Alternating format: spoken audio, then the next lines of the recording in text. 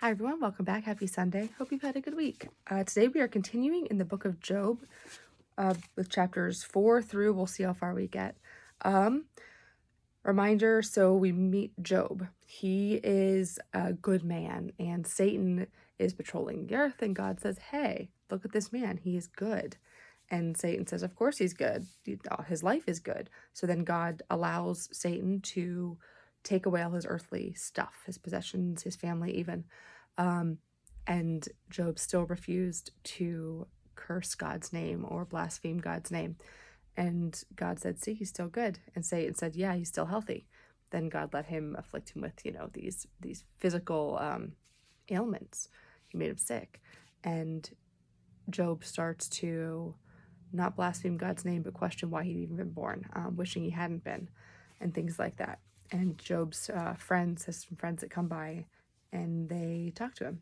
And let's see what they say. That's where we pick up right now with chapter 4 with Eliphaz's first speech. Eliphaz is the first friend. Then spoke Eliphaz the Temanite, who said, if someone attempts a word with you, will you mind? For how can anyone refrain from speaking? Behold, you have instructed many, and have made firm their feeble hands. Your words have upheld the stumbler, you have strengthened his faltering knees. But now that it comes to you, you are impatient. When it touches yourself, you are dismayed. Is not your piety a source of confidence, and your integrity of life your hope? Reflect now, what innocent person perishes? Since when are the upright destroyed? As I see it, those who plow for mischief and sow trouble reap the same. By the breath of God they perish, and by the blast of his wrath they are consumed. Though the lion roars, though the king of beasts cries out, yet the teeth of the young lions are broken. The old lion perishes for lack of prey, and the cubs of the lioness are scattered. For a word was stealthily brought to me, and my ear caught a whisper of it. In my thoughts during visions of the night, when deep sleep falls upon men, fear came upon me and shuddering that terrified me to the bones. Then a spirit passed before me, and the hair of my flesh stood up. It paused, but its likeness I could not discern. A figure was before my eyes, and I heard a still voice. Can a man be righteous as against God? Can a mortal be blameless against his Maker? Lo, he puts no trust in his servants, and with his angels he can find fault. How much more with those that dwell in houses of clay, whose foundation is in the dust, who are crushed more easily than the moth? Morning or evening they may be scattered, with no heed paid to it, they perish forever. The pegs of their tent are plucked up, they die without knowing wisdom. Chapter 5. Call now, will anyone respond to you? To which of the holy ones will you appeal? Nay, impatience kills the fool, and indignation slays the simpleton. I have seen a fool spreading his roots, but his household suddenly decayed. His children shall be far from safety. They shall be crushed at the gate without a rescuer.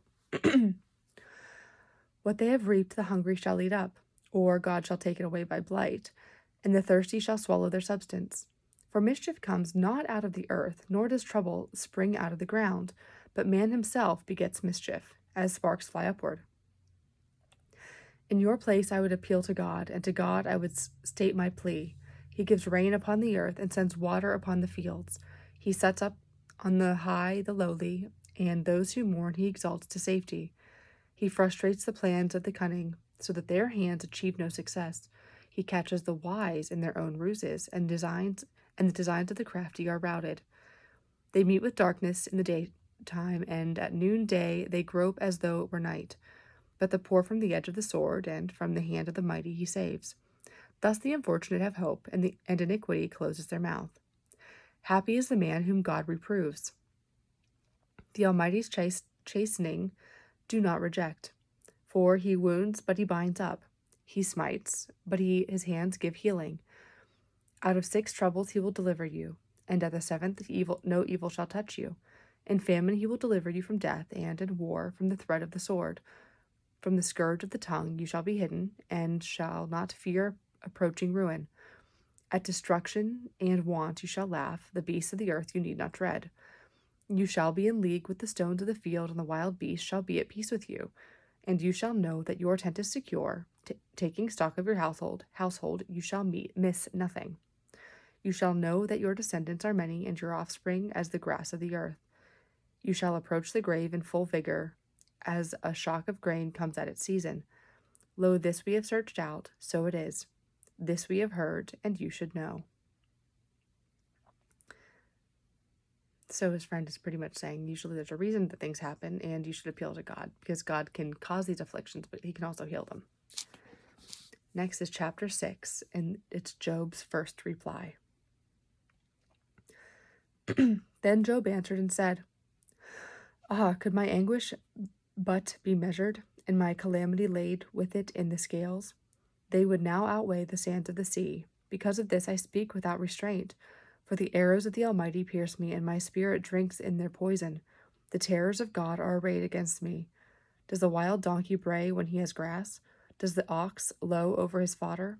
Can a thing insipid be eaten without salt?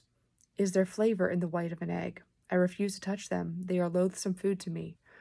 Oh, that I might have my request, and that God would grant what I long for, even that God would decide to crush me, and that he would put forth his hand and cut me off. Then I should still have consolation and could exult through unremitting pain, because I have not transgressed the commands of the Holy One. What strength have I that I should endure, and what is my limit that I should be patient? Have I the strength of stones, or is my flesh of bronze? Have I no helper, and has advice deserted me?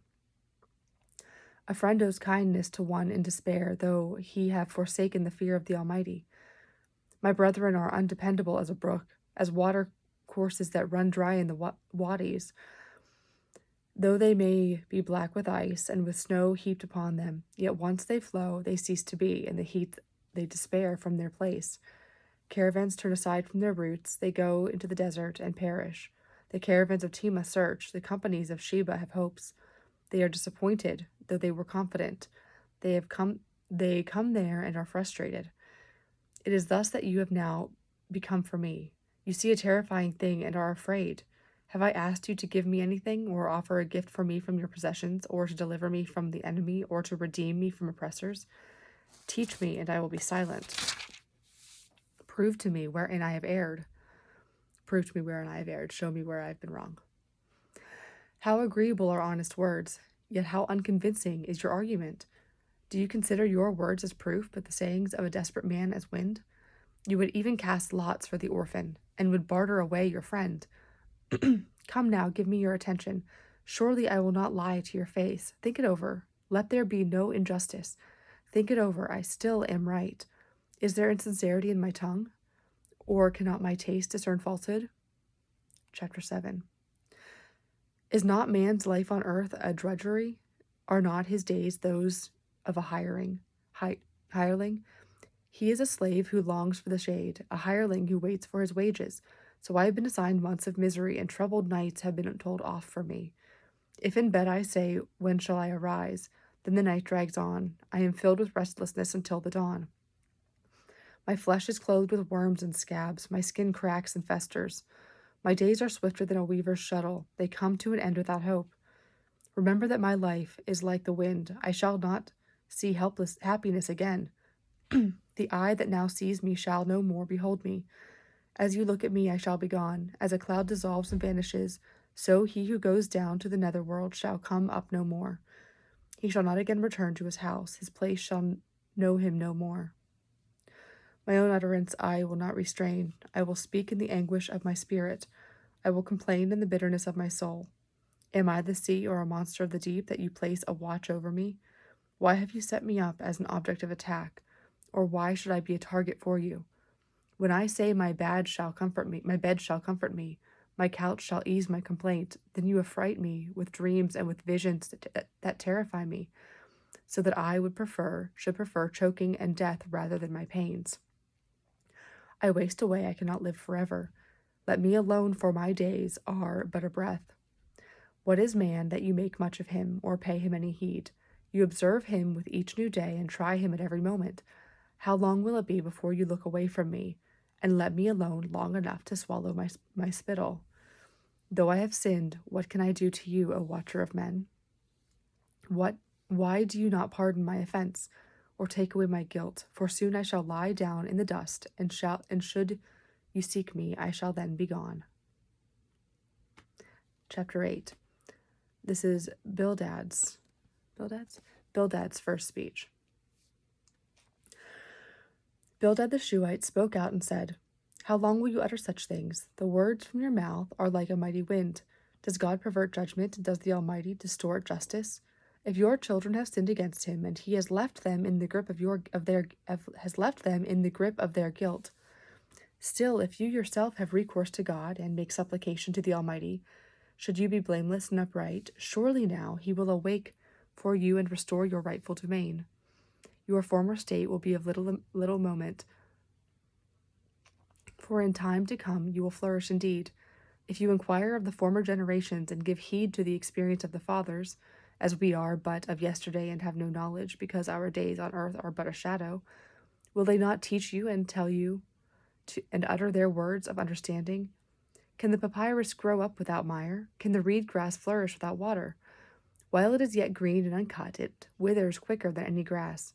So is there end of everyone who forgets God, and so shall the hope of godless men perish. His confidence is but a gossamer thread, and his trust is a spider's web. He shall rely upon his family, but it shall not last. He shall cling to it, but it shall not endure. He is full of sap before sunrise, and beyond his garden his shoots go forth. About a heap of stones are his roots entwined. Among the rocks he takes hold. Yet if one tears him from his place, it will disown him. I have never seen you. There he lies rotting beside the road, and out of the soil another sprouts. Behold, God will not cast away the upright, neither will he take the hand of the wicked. Once more will he fill your mouth with laughter and your lips with rejoicing, that they that hate you shall be clothed with shame, and the tent of the wicked shall be no more." Chapter 9. Job's second reply. Then Job answered and said, "I know well that it is so, but how can a man be justified before God? Should one wish to contend with him? He could not answer him once in 1,000 times. God is wise in heart and mighty in strength. Who has withstood him and remained unscathed? He removes the mountains before they know it. He overturns them in his anger. He shakes the earth out of its place, and the pillars beneath it tremble. He commands the sun, and it rises not. He seals up the stars. He alone stretches out the heavens and treads upon the crests of the sea. He made the Bear and Orion, the Pleiades, and the constellations of the south. He does great things past finding out, marvelous things beyond reckoning. Should he come near me, I see him not. Should he pass by, I am not aware of him. Should he seize me forcibly, who can say him nay? Who can say to him, what are you doing? He is God, and he does not relent. The helpers of Rahab bow beneath him. How much less shall I give him any answer, or choose out argument against him? Even though I were right, I could not answer him, but should rather beg for what was due me. If I appealed to him and he answered my call, I could not believe that he would hearken to my words. With the tempest he might overwhelm me, and multiply my wounds without cause. He need not suffer me to draw breath, but might fill me with bitter griefs. If it be a question of strength, he is mighty, and if of judgment, who will call him to account? Though I were right, my own mouth might condemn me. Were I innocent, he might put me in the wrong. Though I am innocent, I myself cannot know it. I despise myself. It is all one, therefore I say, both the innocent and the wicked he destroys. When the scourge slays suddenly, he laughs at the despair of the innocent. The earth is given into the hands of the wicked. He covers the faces of its judges. If it is not he, who then is it? My days are swifter than a runner. They flee away. They see no happiness. They shoot by like skiffs of reed, like an eagle swooping upon a prey. If I say I will forget my complaining, I will lay aside my sadness and be of good cheer, then I am in dread of all my pains. I know that you will not hold me innocent. If I must be accounted guiltily, why then should I strive in vain? If I should wash myself with snow and cleanse my hands with lye, yet you would plunge me in the ditch, so that my garments would abhor me. For he is not a man like myself that I should answer him, that we should come together in judgment. Would that there were an arbiter between us, we could lay his hand upon us both, and would draw his rod from me. Would that his terrors did not frighten me, that I might speak without being afraid of him, since this is not the case with me. Chapter 10. I loathe my life. I will give myself up to complaint. I will speak from the bitterness of my soul. I will say to God, do not put me in the wrong. Let me know why you oppose me. It is a pleasure for you to oppress, to spurn the work of your hands, and to smile. Is it a pleasure for you to oppress, to spurn the work of your hands, and to smile on the plan of the wicked? Have you eyes of flesh? Do you see as a man sees? Are your days as the days of a mortal, and are your years as a man's lifetime?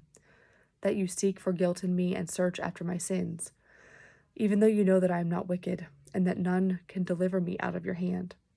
Your hands have formed me and fashioned me. Will you then turn and destroy me? Oh, remember that you fashioned me from clay. Will you then bring me down to dust again? Do you not pour me out as milk, and thicken me like cheese? With skin and flesh you clothed me, with bones and sinews knit me together. Grace and favor you granted me, and your providence has preserved my spirit.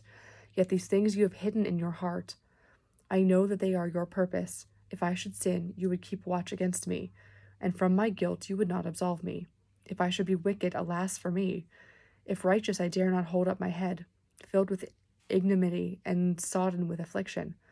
Should it lift up, you hunt me like a lion. Repeatedly you show your wondrous power against me. You renew your attack upon me and multiply your harassment of me. In waves your troops come against me. Why then did you bring me forth from the womb? I should have died, and no eye should have seen me. I should be as though I had never lived. I should have been taken from the womb to the grave. Are not the days of my life few? Let me alone that I may recover a little. Before I go whence I shall not return, to the land of darkness and gloom, the black disordered land where darkness is the only light. And that's the end of chapter 10. We'll stop there. So you have friends making suggestions, and Job's not necessarily understanding why this is still happening. He's saying, I'm not wicked, but all these things are happening. But as you notice, here in chapter 10, verse 2, I believe. Yeah, verse 2. I will say to God, do not put me in the wrong. Let me know why you oppose me. He's still not cursing the Lord's name. He's still not blaspheming God's name. He's still coming from a position of just pain, anguish, and questioning God. Why am I here? I should have just died before I was born if this was what was to be of my life. But he's still saying, I will say to God, do not put me in the wrong. Let me know why you oppose me. Let me know what I've done wrong. So what Satan's hoping will happen still hasn't happened. Job has still withstood that. So anyway, on that note, we'll go ahead and stop there. We will get to his next friend's speech and his replies some more next week. On that note, let's go ahead and close as we do with the Lord's Prayer. Our Father, who art in heaven, hallowed be thy name. Thy kingdom come, thy will be done on earth as it is in heaven. Give us this day our daily bread, and forgive us our trespasses, as we forgive those who trespass against us. And lead us not into temptation, but deliver us from evil. For thine is the kingdom, the power, and the glory, forever and ever. Amen. Amen. All right. Hope you have a great week, and I will see you next Sunday. Bye-bye.